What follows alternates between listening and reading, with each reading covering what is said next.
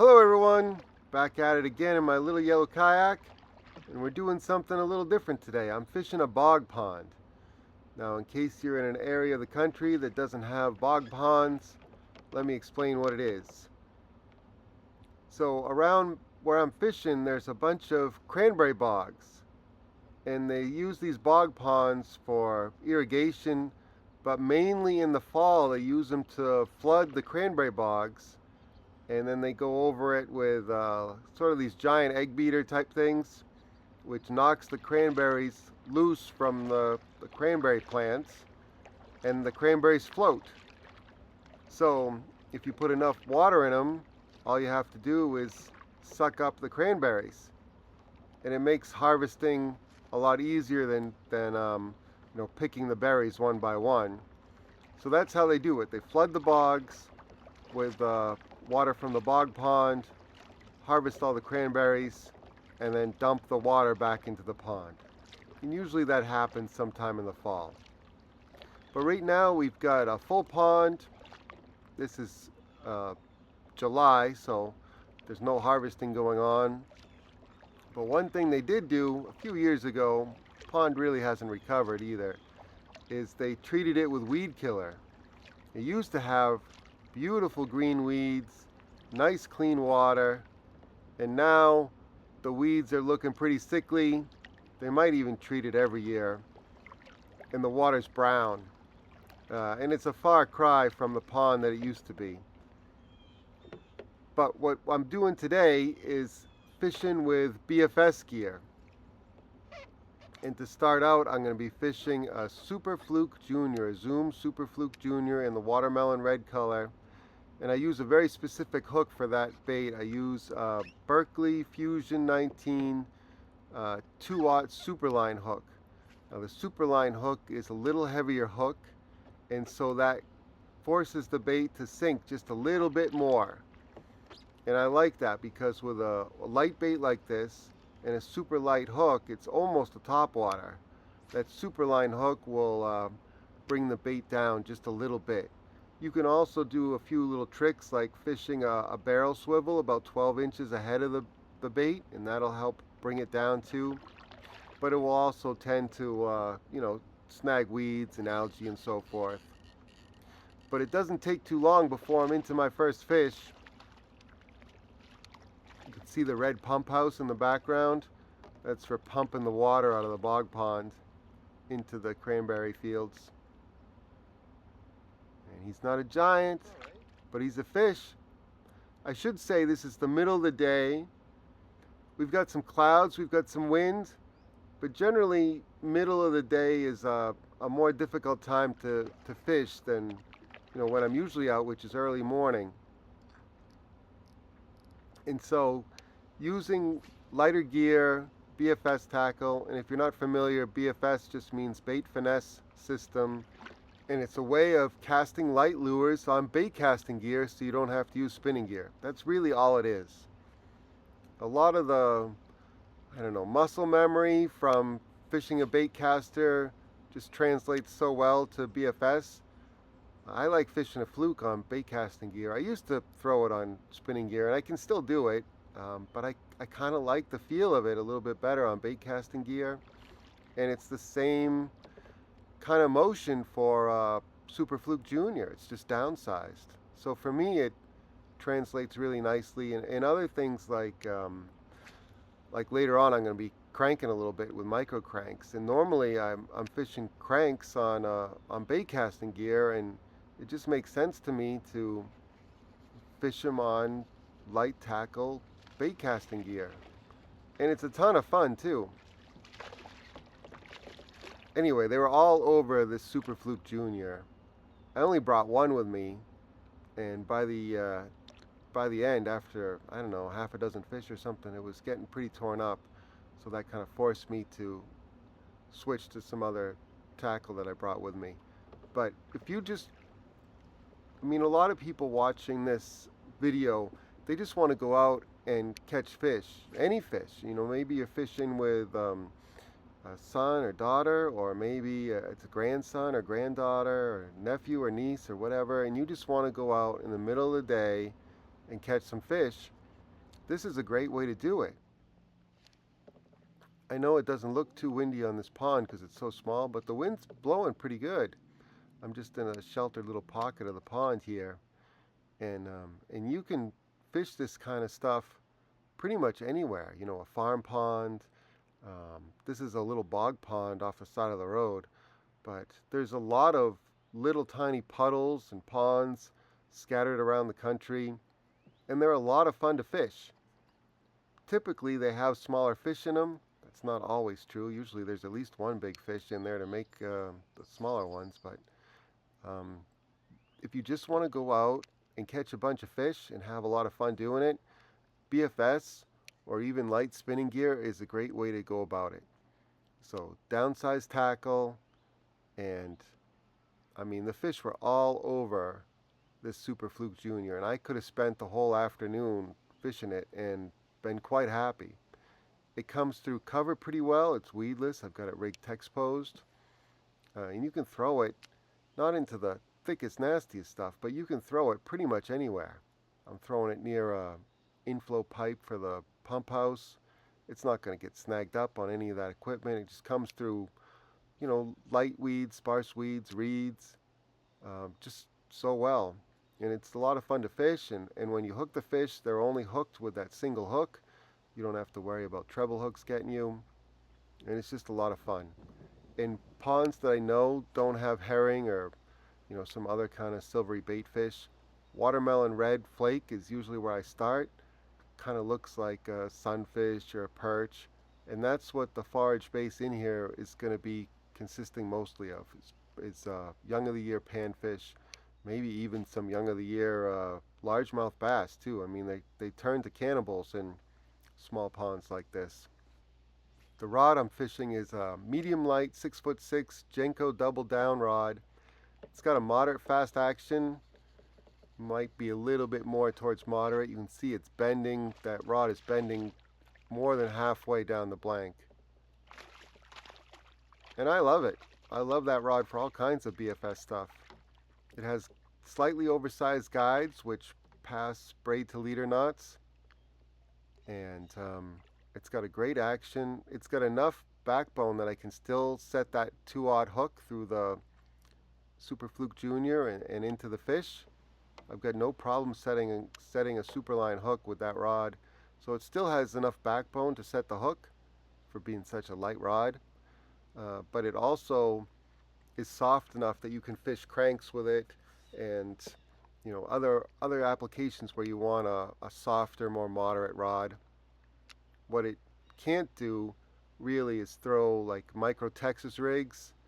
There's another Super Fluke type lure called the Bass Assassin Shad, which has a little bit more plastic, and it doesn't have quite enough backbone to get through all that plastic, but a Super Fluke Junior is no problem. Some other smaller fluke style baits are no problem, and it's just a joy to fish. I heard a bass make a splash by that pump house, so I turned the kayak around, casted the Super Fluke Junior right where he popped some bait or maybe a little frog or something like that, and he was on it. Usually these pond bass will be pretty aggressive. They don't get a ton of pressure, and so they're not too picky about, you know, your presentation. It doesn't have to be perfect, and most of the time they'll be all over it. Well, I've got decent conditions right now, clouds and wind, but it's still the middle of the day. You wouldn't expect these fish to be as charged up as they are. Nice little bass. Thanks for playing, bud. The reel I'm fishing is an Arc Gravity BFS reel.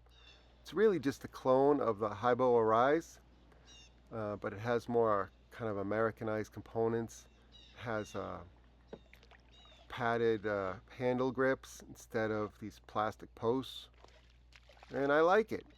Casts well. I wish it had a couple more pounds of drag, but for what it is, it's pretty good. It's probably my best BFS reel to date. And I got another bass with it. These little pond bass were ripping up my Super Fluke Junior, so I decided I better switch over to some cranking. and I tied on a decoy egg snap in the size 1.5, just a high quality small snap, to enable me to switch crankbaits pretty quickly. So the deal here, like it is at most ponds, is to find a crankbait that can just tick the tops of the weeds without getting bogged down in the weeds. And if I can't do that, I want to try to stay above the weeds. So the first lure I'm throwing is ATV crank. It's a Bill Lewis ATV crank in the 1.0 size. It's a great little crank. It's got a little bit of a hunting action. It comes through cover pretty well, just like its bigger brothers. And it's a great crank. It comes with good hardware right out of the package. I do end up switching out the belly treble for, it's an owner ST35 number 6 hook. And I almost got those hooks right in my wrist there. That's alright. I'll recover. You never know what you're going to catch in these little bog ponds. But I know there's yellow perch in here. I know there's bass. But I caught something else that I wasn't expecting to find in here. And I don't think they used to be in here. Maybe this pond is really close to salt water, and maybe there was a big flood and some white perch ended up in here. I don't know how they got in here, but they're in here now. I ended up catching 2 on this trip. That one was a quick release. But you never know what you're going to find in these little bog ponds. Some of them can surprise you. So that's another thing that makes these bog pond trips kind of fun, is you never know what you're going to catch on your next cast. And I suspect a lot of ponds across the country are like that. There's a whole mix of fish swimming around this little pond, and they all seem pretty eager to bite. This one hit right at the end of my cast. And my last fish was a white perch, and this next fish is a yellow perch. At some point I ended up switching to a Yozuri wake crank, and it's easy to change out cranks with that little decoy egg snap. So if I was catching too many weeds and too much algae on the ATV crank, I can just switch to a wake crank, like that your little Yozuri bait and Sexy Shad. And I can just stay above all the weeds and junk and just occasionally tick the tops of the weeds. And that's a good strategy for catching fish pretty much anywhere you go. I think this was my very next cast. Working along that bank with Yozuri 3DS wake bait. It's really not a wake bait. It's a shallow cranker. And I think if Yozuri really knew what they had, they would have called it something else, because it's a great shallow cranker. And it has a little bit of a hunting action, and fish really seem to like it. And it's too bad, because I think that bait is being discontinued. They only have a few colors left in it. So I'd get them while you can before they're all gone. And that is the white perch. I got a few hard hits later in the trip, and those might have been white perch offshore a little bit. But I'm glad to see them in here. It's good to mix it up sometimes. So I fished shallow with the Yozuri wake crank, and then I switched back to fishing offshore after I ran out of bank to fish, really. And I put on the ATV crank 1.0, and I'm trying to pop it through some underwater grass and not get hung up, not get bogged down in the grass. I just missed one there. And he came back for it. And I'm back into the yellow perch. Yeah, every cast with one of those small cranks, you never know what you're going to catch. Could be a bass, could be a yellow perch, could be a white perch. I even caught a few sunfish later on a crank. I switched back to the Yozuri wake crank when I got a little bit shallower again. I'm over by the pump house on the north side of the little pond. Just stop and go retrieve. There's really not much to it. A lot of times it's that change in direction that triggers the fish, and it could be any kind of fish. Bass, perch, or pumpkin seed sunfish in this case.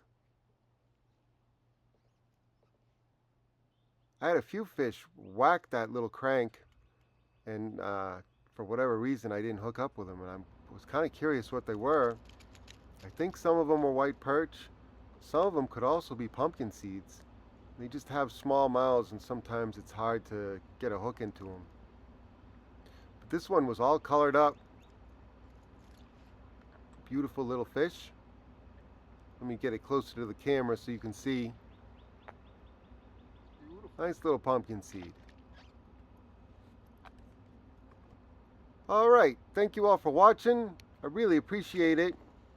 And if you're in a slump, or you just want to catch some fish, try to find a little pond on the side of the road and pop a small boat in and see what you can do. The star lures for today were definitely the Super Fluke Junior and the Watermelon Red Flake. I probably could have stayed with that lure all day and done just fine.